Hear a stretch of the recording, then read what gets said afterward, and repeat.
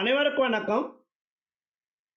இந்த வீடியோவில் யூனிட் 9ல் இருக்கக்கூடிய one of the important questions Nernst equation daily 5 marks கொஸ்டின்ல டிஸ்கஸ் பண்ண போறோம். இந்த கொஸ்டின் எப்படி கேட்கறாங்க? derive an expression for Nernst equation. Nernst equation is the one which relates cell potential and the concentration of species involved in electrochemical reactions. ஒரு electrochemical ரியாக்ஷன்ல involve ஆகக்கூடிய species உடைய கான்சன்ட்ரேஷனையும் அதில் இருக்கக்கூடிய செல் பொட்டன்ஷியலையும் ரிலேட் பண்ணக்கூடியதுதான் நெர்ஸ்ட் ஈக்குவேஷன்ஸ். செல் பொட்டன்ஷியல் அப்படிங்கிறது இ செல் எடுத்துக்கிறோம். அதாவது இஎம்எஃப் வேல்யூ, எலக்ட்ரோமோட்டிவ் ஃபோர்ஸ் அங்கே என்ன இருக்கு அப்படிங்கிறது தான். அதையும் கான்சன்ட்ரேஷன் ஆஃப் தி ஸ்பீசிஸ் இன்வால்வ்டையும் ரிலேட் பண்ணக்கூடியது தான் நெர்ஸ்ட் ஈக்குவேஷன். இப்போ consider one of the electrochemical reactions X mole of A react with y mole of b to gives L mole of C and M mole of D. அப்போ A, B அப்படிங்கிறது reactant, C and Dங்கிறது product. இது ஒரு electrochemical reactions எடுத்துக்கிட்டோம். இந்த electrochemical ரியாக்ஷனுக்கு நம்ம reaction quotient எழுதுறோம்.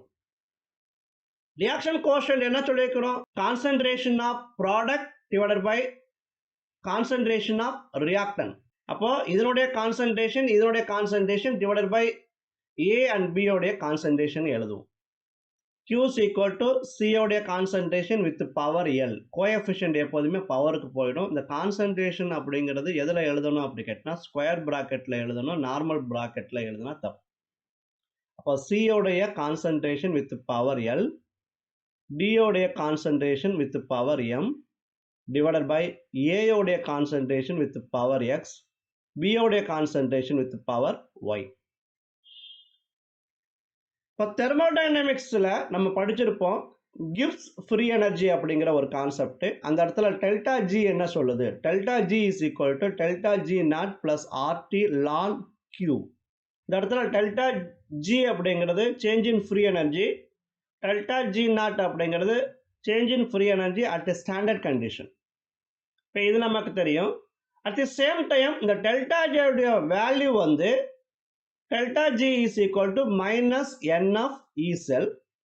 அதே மாதிரி டெல்டா ஜி நாட்டுக்கு எடுத்துக்கிட்டோம்னா delta G naught is equal to minus N of E naught cell. இப்போ இந்த ரெண்டு வேல்யூஸையும் கொண்டாந்து இங்கே சப்ஸ்டியூட் பண்ணுறோம். டெல்டா ஜிக்கு பதிலாக minus N of E substitute பண்ணுறோம். டெல்டா ஜி நாட்டுக்கு பதிலாக minus N of E naught cell substitute பண்ணுறோம். சப்ஸ்டியூட் பண்ண இது வந்துடுது. இப்போ இந்த ஈக்குவேஷனை என்ன பண்ணுறோம் அப்படி கேட்டினா மைனஸ் என்எஃப் ஆல் டிவைட் பண்ண போகிறோம். இப்போ divide the whole equation by minus NF. இப்போ இந்த ஈக்குவேஷன் எடுத்துக்கிறோம். இந்த ஈக்குவேஷனில் இங்கே மைனஸ் என்எஃப் ஆல் டிவைட் பண்ணுறோம், இங்கே மைனஸ் என்எஃப் ஆல் டிவைட் பண்ணுறோம், இங்கே மைனஸ் என்எஃப் ஆல் டிவைட் பண்ணுறோம். டிவைட் பண்ணும்போது இந்த மைனஸ் என்எஃப்க்கு இந்த மைனஸ் என்எஃப்க்கு கேன்சல் ஆகிடும். ரிமைனிங் என்ன இருக்கும் அப்படி கேட்டினா இ செல் மட்டும் இருக்கும். அதே மாதிரி இங்கே மைனஸ் என்எஃப் கேன்சல் ஆகிட்டு இங்கே என்ன இருக்கும்? இ நாட் செல் இருக்கும். இப்போது இங்கே இ செல் மட்டும் இருக்கும், இங்கே இ நாட் செல் இருக்கும். அதே மாதிரி இந்த மைனஸ் இன்ட்டு ப்ளஸ் என்ன ஆகிடும்? மைனஸ் வந்துடும். ஆர்டி என்எஃப் ரிமைனிங் இது அப்படியே வந்துடும். இப்போ இந்த இடத்துல லான் சொல்கிறோம். லானை லாக் கன்வெர்ட் பண்ணும்போது ln that is equal to 2.303 log base 10. இப்போ லானுக்கு பதிலாக இதை சப்ஸ்டியூட் பண்ணோம்னா இந்த equation E cell is equal to E naught cell minus 2.303 RT divided by nF log இந்த கான்சன்ட்ரேஷன் வந்துடும். இதுதான் நெர்ஸ்ட் ஈக்குவேஷன் அப்படின்னு சொல்லுவோம். இது வரைக்கும் எழுதுனா போதும் இந்த கொஸ்டினை பொறுத்த வரைக்கும். இப்போ நெர்ஸ்ட் ஈக்குவேஷன் என்ன சொல்லுது? செல் பொட்டன்ஷியலையும் கான்சன்ட்ரேஷன் ஆஃப் தி ஸ்பீசிஸ் இன்வால்வையும் ரிலேட் பண்ணக்கூடியதான் நெர்ஸ்ட் ஈக்குவேஷன். ஒரு எலக்ட்ரோகெமிக்கல் ரியாக்ஷன்ஸ் எடுத்துக்கிறோம். இந்த எலக்ட்ரோகெமிக்கல் ரியாக்ஷனுக்கு ரியாக்ஷன் கோஷன்ட் எழுதுகிறோம். ரியாக்ஷன் கோஷன்ட் எப்படி எழுதுவோம் அப்படி கேட்டினா concentration of product divided by concentration of reactant. இப்போ இதனுடைய கான்சன்ட்ரேஷன் அப்புறம் இதனுடைய கான்சன்ட்ரேஷன் எழுதும்போது இங்கே இருக்கக்கூடிய கோஎஃபிஷியன்ட் எங்கே போயிடும்? பவருக்கு போயிடும். தெர்மோடைனமிக்ஸில் கிவ்ஸ் ஃப்ரீ எனர்ஜின்னு ஒன்று படித்தோம். கிவ்ஸ் ஃப்ரீ எனர்ஜி என்ன சொல்லுது? Delta G is equal to delta G naught plus RT ln கியூன்னு சொல்லுவோம். the delta G உடைய values is equal to minus NF E cell, delta G naught is equal to minus NF E naught cell. இப்போ இந்த values இங்க substitute பண்றோம், இந்த values இங்க substitute பண்ணா இந்த equation வந்துரும். இப்போ இந்த whole equation minus NF ஆல divide பண்றோம். NF ஆல divide பண்ணோம், இந்த NF cancel ஆயிரு, இங்க E naught E cell மட்டும் இருக்கும். அடுத்து அதே மாதிரி இந்த minus NF இந்த minus NF cancel ஆயிரு, இங்க E naught cell இருக்கும்.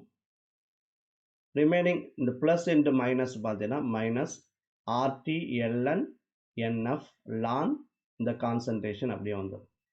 இந்த ln நம்ம replace பண்றோம். ln is equal to 2.303 log.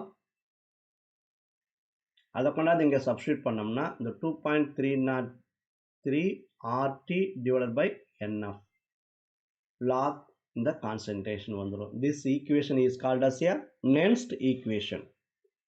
இப்போ இதே இன்னும் Nernst ஈக்குவேஷனை சிம்பிளிஃபை பண்ணோம்னா இந்த ஆரோட வேல்யூ, டியோட வேல்யூ, எஃபோட வேல்யூஸ் எல்லாத்தையும் சப்ஸ்டியூட் பண்ணுறோம். ஆரோட வேல்யூ 8.314, டியோட வேல்யூ அட் ஸ்டாண்டர்ட் டெம்பரேச்சரில் 298 கெல்வின், எஃப் வந்து 96495. இந்த 3 வேல்யூ சப்ஸ்டியூட் பண்ணி அதை சால்வ் பண்ணோம்னா இந்த இடத்துல என்ன வரும் அப்படி கேட்டினா 0.059 டிவைடட் பை n லாக் இது வந்துடும். அப்போ E cell is equal to E naught cell minus 0.0591 divided by n log இந்த concentration வரும்.